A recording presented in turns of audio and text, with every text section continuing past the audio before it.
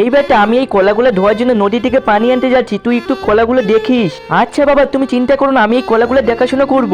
এই বাবু, আমাকে কিছু ভিক্ষা দিয়ে দাও না। আঙ্কেল, আমার বাবা গেছে নদী থেকে পানি আনতে, বাবা এলেই তোমাকে দিয়ে দিবে। ঠিক আছে, তাহলে আমি অন্য বাড়ি থেকে আসছি। এই মেয়ে দেখ, রাজুদের বাড়িতে কত ভালো কলা, একটা কাজ করে চল, ওদের কলা চুরি করে নেই। এই রাজু রাজু, চল আমরা দুজন খেলতে যাই। ঠিক আছে চল, এখন একদম ফাঁকা হয়ে গেছে, এখন এই চান্সে কলাগুলো নিয়ে আমি চলে যাই।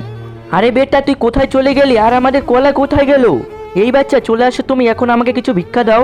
আরে বাবা, এখানে কলা রেখেছিলাম, জানি না কে নিয়ে গেছে। এই তুই কোথায় চলে গেছিলি? আর আমাদের কলা কই? বাবা, আমি তো খেলতে গিয়েছিলাম। এই বাচ্চাকে ধাওয়া দিস না, ওটা তোর ভাগ্যে ছিল, তোর ভাগ্যে নিশ্চয়ই আসবে। রাজুর বাড়ি থেকে তো ওই কলাগুলো আমি চুরি করে নিয়েছিলাম, এখন আমি অনেকদিন পরে খাবো। আর এটা কি ভাল্লুক? আরে পালাই। এখন তুই আমাকে কি দেখছিস? যা, যার সাথে তুই খেলছিস তার কাছে যা।